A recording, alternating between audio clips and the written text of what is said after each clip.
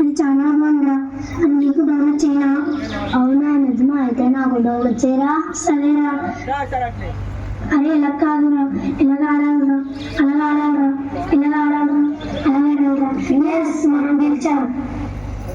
సరేరా, bye bye. అరే చిన్న, బయట ఏం చేస్తున్నారా? రా భోంచేద్దు. అబ్బా ఆగు మమ్మీ, 5 minutes. అబ్బా రారా, భోంచేసాక ఆడుకుందు కానీ. అబ్బా ఆగు మమ్మీ, గేమ్లో ఉన్నాను కదా, చిరాగ్గా. ఏంటి వీడు, వీళ్ళ మమ్మీ పిలిచినా పట్టించుకోవట్లేదు. ఒకసారి దగ్గరగా చూద్దాం.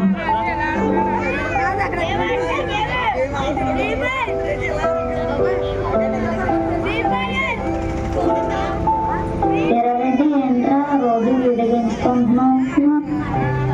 నేను వచ్చినప్పుడల్లా నేను గమనిస్తున్నాను. అలా వీడియో గేమ్స్ ఆడవచ్చా? వీడియో గేమ్స్ ఆడడం వల్ల నీకు ఏమైనా యూజ్ ఉందా? వీడియో గేమ్స్ ఆడడం వల్ల ఎంత ఎంజాయ్మెంట్ ఉంటుందో నీకు తెలుసా? నీకు తెలియకే నువ్వు వీడియో గేమ్స్ ఆడట్లేదు. వీడియో గేమ్స్ ఆడటం వల్ల నువ్వు నాలెడ్జ్ వస్తుందంట, తెలివితేటలు వస్తాయంట. వీడియో గేమ్స్ కనిపెట్టక ముందు ఎంతమంది మేధావులు ఉన్నారు, సైంటిస్టులు ఉన్నారు. వాళ్ళకి జ్ఞానం ఎలా వచ్చిందంటావు? అంతెందుకు, దేవదాసయ్య గారు ఉన్నారు. బైబిల్ మిషన్ అనే పెద్ద సంస్థను ఏర్పాటు చేశారు. అవును కదా. సరే, ఇన్ని రోజులు వీడియో గేమ్స్ ఆడవు కదా, ఏం నాలెడ్జ్ వచ్చింది, ఏం తెలివితేటలు సంపాదించావు? చిన్న, హోంవర్క్స్ ఎందుకు రాలేదు నువ్వు? ఎందుకు రాలేదు చెప్పు. అందరి పిల్లలు చక్కగా చదువుకుంటున్నారా, నీకేమైందిరా, ఫెయిల్ అయిపోయావు? ఏం కావాలంటే అవి కొనిస్తున్నాం, బోల్డర్ ఫీజులు కడుతున్నాం. ఇలా చదివితే జీవితంలో దేనికి పనికిరావు. ఇంకా అస్తమాట ఫోన్ పట్టుకుని కూర్చుంటున్నాం. యెహోవాయందు భయభక్తులు కలిగి ఉండడం జ్ఞానం మూలమని చెప్తుంది, కానీ వీడియో గేమ్స్ మూలమని చెప్పడం లేదు. యూజ్ లేని వీడియో గేమ్స్ ఆడడం వల్ల నీ టైం వేస్ట్ అవుతుంది. దేవుడికి ప్రార్థన చేసే టైం కూడా వేస్ట్ అవుతుంది.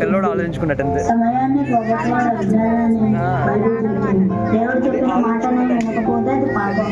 పాపం చేస్తే నరకానికి వెళ్తాం. అక్కడ విపరీతమైన అగ్ని ఉంటుంది. ఇక్కడ చిన్న ఎంజాయ్మెంట్ కోసం నరకానికి వెళ్తావా? మానేస్తావా? సరేరా, మళ్ళీ కలుద్దాం. Bye bye. 2 రోజుల తర్వాత. హాయ్ రా. హాయ్. సండే స్కూల్ కి రావడం లేదేంట్రా? సండే స్కూల్ కా? ఎందుకు? చాలా విషయాలు నేర్చుకున్నాను. ఇంట్లో పేరెంట్స్ ఉన్నారు, స్కూల్లో టీచర్స్ ఉన్నారు, వాళ్ళు నేర్పుతున్నారు కదా, మళ్ళీ సండే స్కూల్కి ఎందుకు? Time waste. అంతే అంటావా? అంతే. నీ భయం వేస్తుంటావా? అమ్మా, నాకు చాలా భయం. బైబుల్లో దావీదు అనే ఒక బాలుడు గురించి ఉంటుంది. అతడు బాలుడైనా సరే దేవుడి మీద ఉన్న విశ్వాసంతో ఎలుగుబంటిని చంపుతాడు, సింహాన్ని చంపుతాడు, ఆఖరికి 10 అడుగుల పొడవున్న గుళియాతను కూడా చంపుతాడు.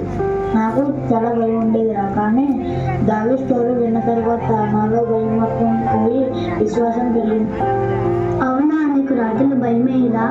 అస్సలా వేయదు. యేసు ఎప్పుడు మనతోనే ఉంటాడు. నువ్వు అబద్ధాలు ఆడతావా? నిజం చెప్పరా? ఆడతాను. అబద్ధం ఆడు పెదవులు దేవుడికి అసహ్యం అని బైబిల్లో ఉందిరా. అబద్ధం ఆడిట పాపం, పాపానికి జీతం నరకం. అమ్మో, నేను నరకానికి పోతానేమో. నువ్వు మీ మమ్మీ డాడీ మాట వింటావా?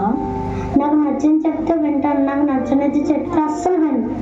మన పేరెంట్స్ ఎప్పుడు మనం మంచిగా చెప్తారు. అది నచ్చినా నచ్చకపోయినా వాళ్ళ మాట మనం వినాలి. నాకు నచ్చకపోయినా నేను వినాలి, నేను అస్సలు విను. నీ తల్లిదండ్రుల మాట వినాలని దేవుడు చెప్పాడు. అవునా? పేరెంట్స్ మాట వినని వారు కళ్ళు లోయకాకులు పీకుతాయి అని బైబిల్లో ఉందిరా. బాబాయ్, నువ్వు మీ స్కూల్లో ఫ్రెండ్స్ మీద కోపడడం, తిట్టడం, కొట్టడం ఇలాంటివి ఏమైనా చేస్తావా? మా సెక్షన్ లో ప్రవీణ్ కూడా ఉన్నారా, వాడు ఎప్పుడు నన్ను ఏడిపిస్తూ ఉంటారు. వాడిని అయితే తిడతాను, కొడతాను. వాడంటేనే నాకు కోపం వచ్చేస్తుంది, చెత్తగాడు. ఒరే, కోపడవాడు మూర్ఖుడని, తిట్టువాడు దోషకుడని, కొట్టువాడు దోషకుడని దేవుడు చెప్పాడు. శత్రువుని క్షమించాలరా, కోపడకూడదు. సరే కానీ కార్టూన్ చూస్తే నీకేమొస్తుంది? Happiness, enjoyment. మనము ఆనందించవలసింది ప్రభువులో, కార్టూన్స్ లో, లోకంలో కాదు. కార్టూన్స్ చూస్తూ నేను టైం వేస్ట్ చేస్తున్నాం, నీ చదువును కూడా పాడు చేసుకుంటున్నాం. ప్రార్థనకు దూరం అయ్యో, బైబిల్కి దూరం అయ్యో. అందులో చూపించిన అబద్ధాన్ని నమ్ముతున్నాం. వాటిని చూడడం కోసం అమ్మ నాన్న మాటలను ఎదిరిస్తున్నాం. అదే పనిగా చూస్తూ నీ కళ్ళు, నీ ఆరోగ్యాన్ని పాడు చేసుకుంటున్నాం. ఇవన్నీ కూడా పాపాలే. నువ్వు చెప్తుంది నిజమేరా. తెలిసినరా? సండే స్కూల్లో చెప్పారు. సండే స్కూల్ వల్ల ఏంటి యూజ్ అని అడిగావు కదా, ఇవన్నీ అక్కడ చెప్పారా? మన పేరెంట్స్ టీచర్స్ మనకి కొన్ని విషయాలు మాత్రమే నేర్పుతారా? దేవుడైతే మనకి అన్ని విషయాలు నేర్పుతారా? సండే స్కూల్ అంటేనే బాలుడు నడవలసిన త్రోవరా. అక్కడ ప్రేయర్ నేర్పిస్తారు, మంచి మంచి పాటలు నేర్పిస్తారు, డాన్సులు నేర్పిస్తారు, గిఫ్ట్లు ఇస్తారు, ఆరాధన నేర్పిస్తారు. నిజమైన ఎంజాయ్మెంట్ అంటే సండే స్కూలేరా. మనం పరలోకం వెళ్ళాలంటే ఎలా జీవించాలో అక్కడ నేర్పిస్తారు. సండే స్కూల్కి రారా?